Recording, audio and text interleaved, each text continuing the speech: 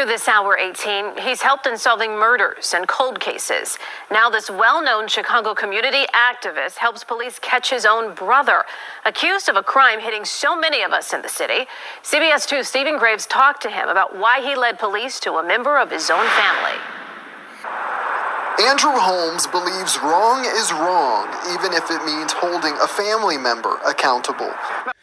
Now, this brother right here is a saint, okay? And you guys know how I feel about activists. It's no secret how I feel about activists. I feel like nothing they do makes any difference. This guy's an exception. Now, I'm sure there's more. I'm not aware of every activist out there, but the ones that come across my desk, and he comes across my desk routinely, being an activist in Chicago, this guy's a saint. His daughter was killed in Indianapolis a few years ago. His adult daughter. She was at a gas station, sitting in her car. Some guys got to shooting, and she got hit. She had nothing to do with it. But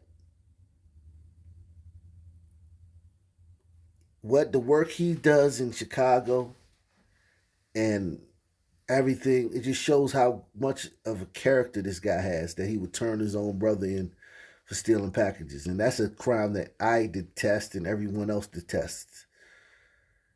You waiting on a package comes, you at work, or you out running errands, and your package never comes, then you check, a few days later, you check with FedEx or UPS, and they're like, we delivered your package. And it's like, oh. And I hate that crime.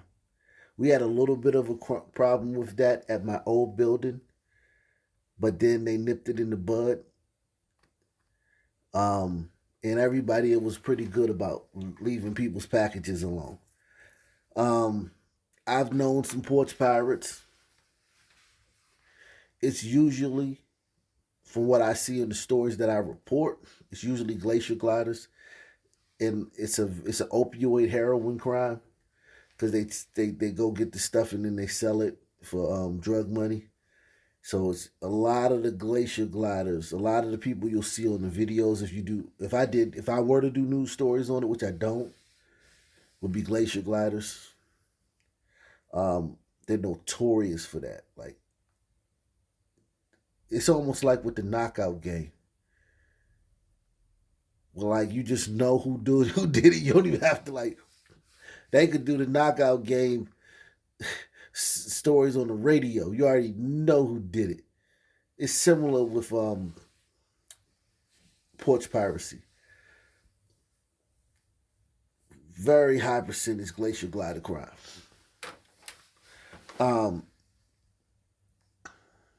But we do it too, and we get our fair share.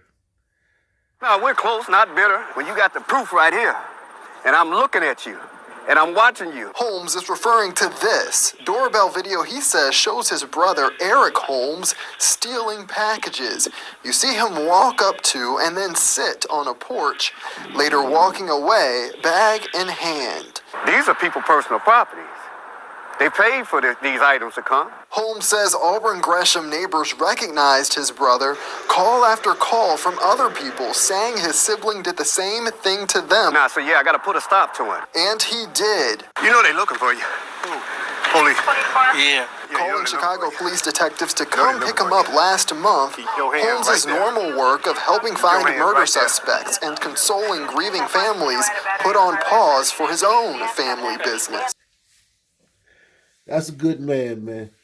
Because this guy he wasn't going to stop. This is a crime you don't stop. Like, you can't stop. It's too easy. It's too free. And then there's too many potential, like, this package is sitting on people's doorsteps everywhere. He was never going to stop. People get their diabetes medicine. blood pressure medicine. These are things people need to survive. I've been around some real porch pirates. I used to, like I told you guys, I used to canvas, do outdoor sales. And we would canvas neighborhoods and knock on doors. And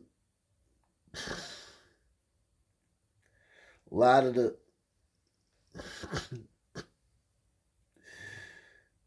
salesmen we had would steal packages. And they'd come back to the van, and I'd take them to the next dot and drop them off. But while we was in the van, they'd be opening their packages, and people's medicine, electronics a lot of times, but a lot of times it was medicine, man. Even people medicine for their pets. And it was just like, God, I know that person's like, just their whole world is turned upside down. When you need your medicine, and you waiting and you thinking, okay, well, it just ain't come yet. Now I can't. One of my salesmen got it. It's a terrible crime. It's not a victimless crime. It's not like stealing out of a Kroger's or something, or stealing out of a Giant, stealing out of a CVS or a Walmart. It's not like that. It's a huge victim crime. Them. Nah, so yeah, I gotta put a stop to it. And he did. You know they looking for you. Police. Yeah. Calling Chicago police detectives to come pick him up last month, Holmes' normal work of helping find murder suspects and consoling grieving families put on pause for his own family business. You know, just because you're my brother don't make you right. That you have to commit a crime and you have to get away. This is far from the first time Eric has had trouble with the law. Accused in July of stealing packages from a USPS mail truck, smashing the side window with a rock. Police say they caught him with a duffel bag full of the stolen items ranging from shirts and jeans to coasters. Holmes says his brother struggles with substance abuse. This was in an effort to save him, he says, from more run-ins with the law or even getting killed. Who's the best person to find a relative is a relative. You know how to find him, you know how to get him, put a stop to him. Holmes says he hopes by speaking up, this will motivate anyone with loved ones caught up in criminal activity to take action and get those family members some much needed help. Reporting in Auburn, Gresham, Stephen Graves, CBS 2 News. Eric Holmes is now facing a felony count of theft for his recent arrest. He was back in court today, and we are working to get an update on that hearing. Slingshot shooter, that's who police are looking for. The aggressive vandal has caused hundreds of thousands of dollars in damage, shooting at buildings in San Jose along Highway 87. Now, the shooter is targeting cars. Here's NBC Barry's Ian Cole. It's happened more than 20 times this year, typically at night. This has been escalating over time. Someone is shooting projectiles at buildings and even homes along the Highway 87 corridor in downtown San Jose. They've targeted the DA crime lab, shattering at least 7 windows, and also shooting at the SAP Center and San Jose Museum of Art. We don't know why they're choosing the places they're choosing or the manner in which they're traveling. What we do know is it's getting worse, and we want it to stop. Now, whoever's doing this, my friend, is probably a teenager or a young man, group of young men, because whoever's driving the car can't sling it while he's driving. Pause. But it's whoever's in the driver's seat. I mean, whoever's in the passenger seat that's slinging it. And they're choosing these spots because they're along the highway. They're choosing these spots because they're along the highway and they're easy to hit and be gone. Like, there's almost no way to catch somebody like this. These guys will get caught by talking, running their mouths, recording themselves doing it and uploading it to social media, or just some fluke. Like, they'll get pulled over and, like, the cop will notice a slingshot.